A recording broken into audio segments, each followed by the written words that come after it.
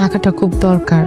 সে এখন টাকা দিতে পারবে না, সে একটা গুরুত্বপূর্ণ কাজে ঢাকার বাইরে গেছে, তার বাড়িতে ফিরতে আরো 7 দিন সময় লাগবে। আমার যে টাকাটা খুব দরকার, আপনি একটু ভাইরে বলেন না কল দিয়া টাকাটা যেন দিয়ে দেয়। এত কষ্ট করে পড়াশোনা করছি, এখন যদি ফর্ম ফিল আপটা না করতে পারি তাহলে তো আমি পরীক্ষাও দিতে পারবো না, আর পরীক্ষা না দিতে পারলে আমার জীবনটাই নষ্ট হয়ে যাবে ভাবি। এই যে কথাটা কইলা, এটা কিন্তু আমি মানতে পারলাম না। পরীক্ষা না দিতে পারলে জীবন নষ্ট হয়ে যাইবো, কি প্রথম শুনলাম। আমি তো লেখাপড়া করি নাই, আমার জীবন কি নষ্ট হয়ে গেছে? দিব্যি বিয়া কইরা বাচ্চা ফুটাইয়া রানীর মতো সংসার করতেছি। ভাবি আমি তো পড়াশোনা করতে চাই, আমার টাকাটা খুব দরকার ভাবি। আমি টাকাটা না পেলে আমি পরীক্ষা দিতে পারবো না ভাবি। দত্তুরি কতবার কমো তোমারে? 1 সপ্তাহ পরে হোক।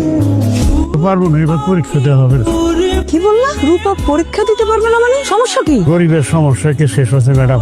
বেতন যা পাই তাদের কোন রকম টাইনে দিলে সংসার দেখা ফর্ম ফিল আপ করাবো কিভাবে? তাই কোন তাই বলে রূপা টাকার জন্য ফর্ম ফিল আপ করতে পারবে না? তাহলে এতদিন আমি ওকে সাহায্য করলাম কেন? হ্যাঁ, তোর মনটা খারাপ। না আব্বা, আমি জানি রে মা, তোর মনটা কেন খারাপ। তুই পরীক্ষা দিতে পারবি না, এই জন্য তো আলিম ভাইয়ের বাড়িতে গেছিলাম টিউশনের টাকাটা আনতে। আলিম ভাই নাকি ঢাকা চলে গেছে, টাকা দিতে পারবে না এখন। তখন আমার মনটা অনেক খারাপ হয়ে গেছিল। আবার চিন্তা করলাম গরিব মানুষের আবার মন খারাপ হয় নাকি? সবাই যদি পড়াশোনা করে তাহলে মানুষের বাড়ি কাজ করবে কে? আমি একটু কোনো চিন্তা করিস না মা, তুই পরীক্ষা দেওয়ার ওই ম্যাডাম ভাই তোর ফর্ম ফিল আপের জন্য টাকা দিছে, আরো কইছে তোর ভালো করে পড়াশোনা করতে। তোর মতো মেধাবী ছাত্রী নাকি এ থানার মধ্যে নাই। কি ব্যাপার রবীন বাবাজি, আমার বাড়িতে হঠাৎ কি মনে করে? আমি তো আপনার ছেলের মতো, আমি কি আপনার বাড়িতে আসতে পারি না? আসতে পারবো না কেন? 100 বার আসতে পারো। মেয়ে বড় হইলে বাপ মার একটু সাবধান হইতে হয়। তুমি মাস্টার আপার ছিলে না? জি কাকা। আর তুমি তো দপ্তরি মেয়ে। জি। এই তুমি দপ্তরির মাইয়া হইয়া একটা হেডমাস্টার নিয়ে পোলার পিছনে এই বাইকে চড়তা চোখের লিখা। আরে সবার সবকিছু করা ঠিক না। এই যে উপরের দিকে উঠার চেষ্টা করতেছো না, দেখো দাপ করে এই স্বপ্ন একদিন ভাঙিয়ে দেবো। নাম্বার কাকা, আপনি রূপারি নিয়ে কি আজে বাজে কথা বলতেছেন? বয়স কম তো, সেই জন্যই তুমি আমার কথা বুঝতে পারো নাই। এই যে দপ্তরি মাইয়া ঠিকই আমার কথা বুঝতে পারছো। আরে বুঝাও তুমি, ওঠো। মেম্বার কাকা ঠিকই বলছে, দপ্তরের মেয়ে সবকিছু মানায় না। যা যা বললেন সব সত্যি। আমার নিজের চোখে দেখছি, আমি এর আগেও দেখছি, কিন্তু আপনার কাছে কিচ্ছু বলি নাই। আমি এখন শিওর আপনার পোলায় ওই দপ্তরি মায়ের সাথে প্রেম করে। এই রবি, একটা কথার সোজা উত্তর দিবি। বুঝছি, রূপার নামে তোমার কাছে বিচার দিতে আসছে, তাই তো? যাদবের মতো কথা বলতেছিস কেন? মুরব্বীদের সাথে কিভাবে কথা বলতে হয় সব ভুলে গেছিস? লেখাপড়া শিখে এই উন্নতি হয়েছে তো? আমি শুধু জানতে চাই রূপা।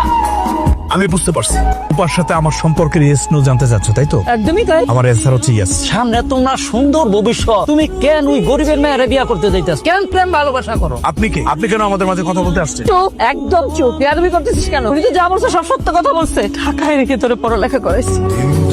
কি ভাবছিলাম যে ঢাকায় থাকবি, ভালো চাকরি করবি? না, আমার বুঝ দিয়ে দিলি তোর ঢাকা ভালো লাগে না। তুই আমার সঙ্গে গ্রামে থাকবি, মার সাথে থাকবি, মাছের খামার করবি, কৃষি কাজ করবি। আমি তো খুশি হয়ে গেছিলাম, কিন্তু এখন তো দেখি না, আমার ছেলে তো আমার জন্য গ্রামে ফিরে আসে নাই, ওই রূপার জন্য গ্রামে ফিরে আসছিস তুই না? এটা তুমি কেমন কথা বললা? আমি যেমন রূপারে পছন্দ করি তাই বলে কি আমি তোমারে ভালোবাসি না? যে স্কুলের আমি প্রধান শিক্ষক, ওই স্কুলের দপ্তরের মেয়ের সাথে তুই মন দেখাবো কি করে সমাজে? বাড়িতে তো একটা বিশাল ঘটনা ঘটে গেছে। কি হইছে? এত রাতে তুমি আমার বাড়িতে আরে পাই বাইরে, আমি যা সন্দেহ করছিলাম শেষ পর্যন্ত তুই তাই করলি। বিশ্বাস করেন, রূপার এই জায়গায় কোনো দোষ নাই। এখানে দোষের কথা বলতেছি না বাবা, আমি এখানে বুঝাইতে চাইতেছি তোমাদের অবস্থান আমাদের অবস্থানে এক না। আব্বা তেমন কিছু না, রবিন ভাই এমনি আসছে। তুমি কি আমার পছন্দ করো না? তোমার মা যে সাহায্য সহযোগিতার উপরে করছে বা আমাকেও করছে, আর প্রতিদান হিসেবে তো তার সম্মান নষ্ট করতে পারি না। তাহলে এখানেই সব শেষ হয়ে যায়। কি বলো তুমি? রূপা, আমি তোমার ভালোবাসি। আমি চাই আমার মেয়ের সাথে তুমি আর কোনো যোগাযোগ করো না, এটা আমার শেষ কথা। রূপা, কাকা কি বলতেছে? তুমি কিছু বলতেছো না কেন? আব্বা আমিও রবিনকে ভালোবাসি। চুপ, একদম চুপ, একটা কথা বলবি না। তুই যদি আমার ভালো চাস, আমার ক্ষতি না হোক সেটা যদি তুই চাস, তাহলে এখানে সবকিছু মাটি দিয়ে দে। দপ্তরি মেয়েরে তোমার মা কোনোদিনই ছেলে ভবিষ্যৎ মেনে নিব না। কাজেই দয়া করে আমার মেয়ের জীবনটা তুমি নষ্ট করো না। আমার মেয়ের জীবন যদি কোনো কলঙ্ক হয়, আমি আমার মেয়ের বিয়ে দিতে পারবো না বাবা।